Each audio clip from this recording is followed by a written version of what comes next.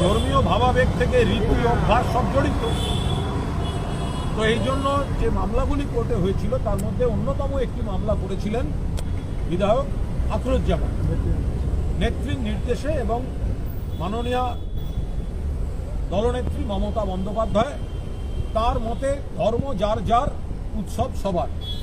মানুষ বিভিন্ন ধর্মের মানুষ এখানে থাকেন, এক একজনের এক এক রকম খাদ্যাভ্যাস, এক একজনের এক এক রকম ধর্মীয় রীতি, তারা তাদের মতো করে পালন করবেন গণতান্ত্রিক দেশে।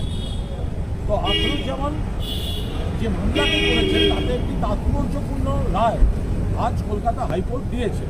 আমি বিষয়টা আপনাদের শুধু বলে আখরুজ্জামান সাহেব তার বিস্তারিতটা বলে দিতে পারবেন যে কলকাতা হাইকোর্ট যে রায় দিয়েছেন তাতে কিন্তু আখরুজ্জামান সাহেব যে আবেদনটি করেছিলেন সেই আবেদনটিকে যথেষ্ট গুরুত্ব এবং মান্যতা দেওয়া হয়েছে।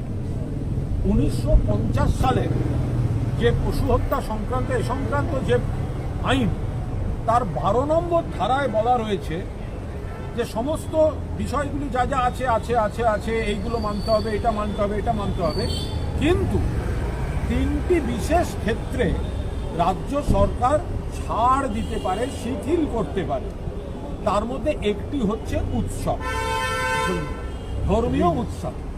একটি হচ্ছে ধর্মীয় উৎসব, অর্থাৎ 1950 সালের আইন কন্ডিশন যাই থাকুক, সবকটি কন্ডিশন যা যা আছে, বাট 3টে ক্ষেত্রে সেটা শিথিল করতে পারে। তার মধ্যে একটি হচ্ছে ধর্মীয় উৎসব। তো আখরুজ্জামান সাহেব মামলাটিতে আইনকে চ্যালেঞ্জ করেন। তিনি বলেছিলেন, আবেদন করেছিলেন মহামান্য বিচারপতিদের কাছে, আদালতের কাছে মাননীয় দলনেত্রী মমতা বন্দ্যোপাধ্যায়ের পরামর্শক্রমে যে আবেদন করা, যেটা আমাদের রীতি। ফলে এই 50 সালের আইনের 12 নম্বর ধারা অনুযায়ী ধর্মীয় উৎসবের ক্ষেত্রে শিথিলতাটা আনা হোক।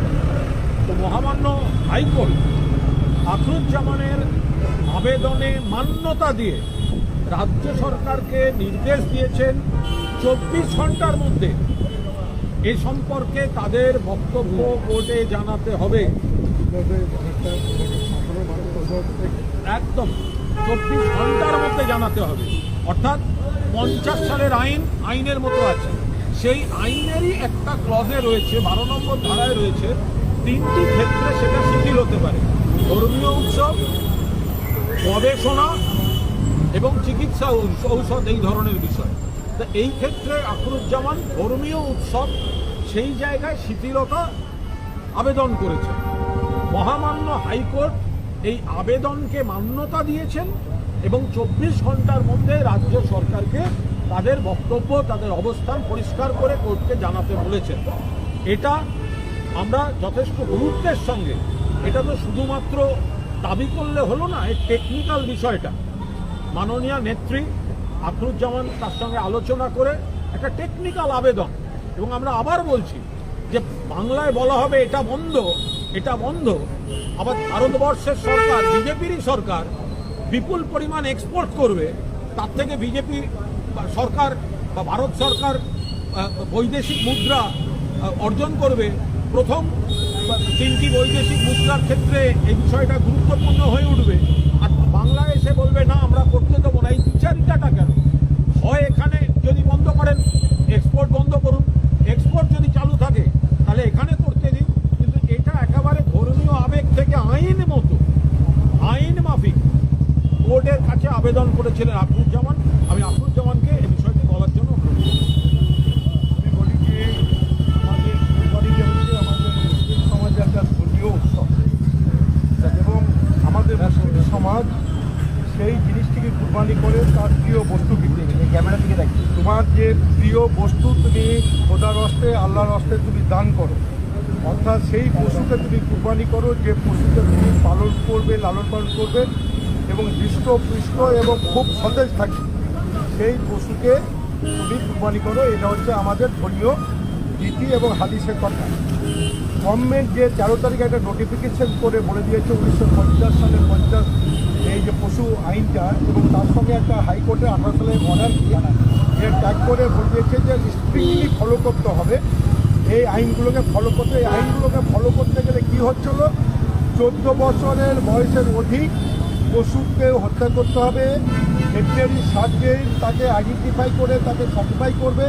সেই সার্টিফাইকে আবার মিউনিসিপ্যালিটি চেয়ারম্যান, পঞ্চায়েত সমিতির চেয়ারম্যান জয়েন্টলি সেটাকে যদি এগ্রি করে তাহলে তুমি পশু হত্যা বা এই ঘটনাটা করতে হবে। এটা কিন্তু আছে, আইনে আছে, কিন্তু সেকশন 12 সাবসেকশন 4-এ আবার বলা হয়েছে বিশেষ ক্ষেত্রে এই আইনে ছাড় দেওয়া যাবে। কী ক্ষেত্রে? যে ধর্মীয় রীতিনীতি রিলিজিয়াস পারপাসে যদি এটা প্রয়োজন হয় এখানে ছাড় দেওয়া যেতে পারে, এবং মেডিসিন পারপাসে এবং রিসার্চ পারপাসে। তো আমি এই 3টা ক্লজকে মূলত সামনে রেখে আগামী 27 কিংবা 28 তারিখে মের মধ্যে যে কোনো দিন আমাদের পবিত্র কুরবানি হবে। এই পবিত্র কুরবানি হতে গেলে সরকারের আইনকে মান্যতা দিতে গেলে আমাদের যে কুরবানির রীতিনীতি সেটা কোনোটাই মানা হচ্ছিল না। তো আমি সেই সময় আমি 16 তারিখে প্রিন্সিপাল সেক্রেটারিকে আমি চিঠি করে আমি এই আইনের ব্যাখ্যাটা দিয়ে বলি যে আমাদের মুসলমানদের যে কুরবানিটা আছে এই ক্ষেত্রে এক্সামশন করা হোক, ছাড় দেওয়া হোক। সরকারের পক্ষ থেকে কোনো হেলদোল যখন না থাকে, আমি আমাদের নেত্রী মমতাদির সঙ্গে আলোচনা করি। মমতা ব্যানার্জি আমাকে নির্দেশ দেন যে তুমি সরাসরি সুপ্রিম কোর্টে যাও, একটা ধর্মীয় ভাবাবেগে আঘাত দেওয়া হচ্ছে, তুমি এটাকে হাইকোর্টে তুমি জনস্বার্থে মামলায় এটা কেস করো। আমি নেত্রীর পরামর্শ মোতাবেক আমি কলকাতা মহামান্য হাইকোর্টের ডিভিশন বেঞ্চের চিফ জাস্টিসের ঘরে আমি এই কেসটা ফাইল করেছিলাম। গতকাল এটা হিয়ারিংয়ে এসেছিল। রাজ্য সরকার সময় চেয়েছিলেন যে তাতে কিছু ডাইরেকশন টেকনিক্যাল ব্যাপারগুলো তাদের প্রয়োজন আছে। আজকে এর সাথে অনেকগুলো কেস আজকে হিয়ারিং হয়েছে। তো আমার কেসটাতে মূলত আমি যে রিপ্রেজেন্টেশন দিয়েছিলাম গভর্নমেন্টকে 16 মে, সেই রিপ্রেজেন্টেশন থেকে কোর্ট স্পেসিফিক বলে দিচ্ছে যখন এই কোর্টের অর্ডারটা ডিপার্টমেন্টে পাঠানো হবে, পাঠানোর 24 ঘন্টার মধ্যে এটাকে কনসিডার করার জন্য মহামান্য উচ্চ আদালত আজকে গভর্নমেন্টকে নির্দেশ দিয়েছে। এই যে আজকে আমাদের মুসলমান সমাজের যাতে আগামী দিনে স্বচ্ছভাবে এই আমাদের উচ্চ আদালতের রায়কে মান্যতা দিয়ে যাতে মুসলিম সমাজ তাদের রীতিনীতিকে মান্যতা দিয়ে কুরবানি করতে পারে। আমি আশা করব রাজ্য সরকার এই কোর্টের অর্ডারকে মান্যতা দিয়ে এই সুযোগটা মুসলিম সম্প্রদায়ের ফেস্টিভ্যালে কোনো যাতে বাধাপ্রাপ্ত না হয় সেদিকে লক্ষ্য রাখবে।